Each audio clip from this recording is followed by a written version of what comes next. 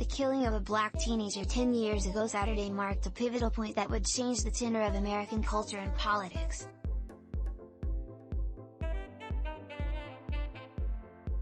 When 17-year-old Trayvon Martin was shot and killed on February 26, 2012, after being followed in his Florida neighborhood by a self-appointed watcher, protesters across the country flooded the streets with demands for accountability.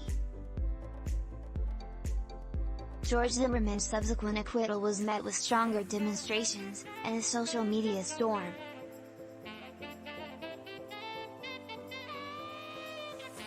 And a single hashtag would become a rallying cry for the largest social movement in U.S. history, #Black Lives Matter. If you look at the past 10 years, some of the movements where you see that the most amount of democratic energy and activity has been in movements for racial justice, says Julian.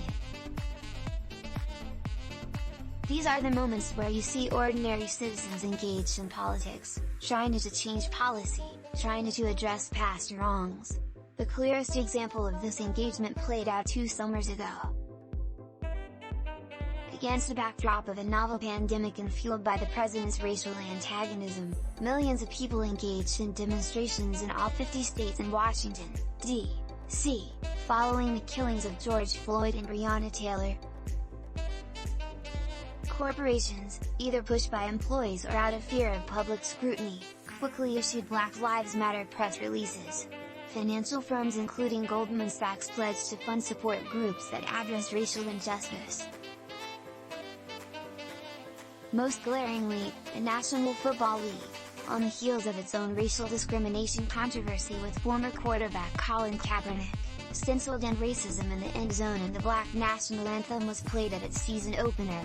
The Black Lives Matter movement is interested in. Without cultural change, policy changes are always vulnerable. One of the leading tenets of the Black Lives Matter movement is getting people to understand how structural racism impacts the world. Though the movement has seemingly yielded some cultural change, it comes at a time when hope for legal change is tenuous. At the same time, I think we're also facing a situation in which the institutional guardrails of democracy are really in danger if not broken completely, Hooker says. The Supreme Court's conservative supermajority recently reinstated an Alabama voting map that a lower court said would hurt black voters. Moreover, the U.S. Senate has failed to pass new voting rights legislation that would restore parts of the Voting Rights Act gutted a decade ago. There are all these ways in which I think we're seeing that U.S. democracy was never a full democracy, Hooker says. It's never been that, even after the extension of voting rights. Hooker adds that the institutions preserving democracy are now being revealed as fragile.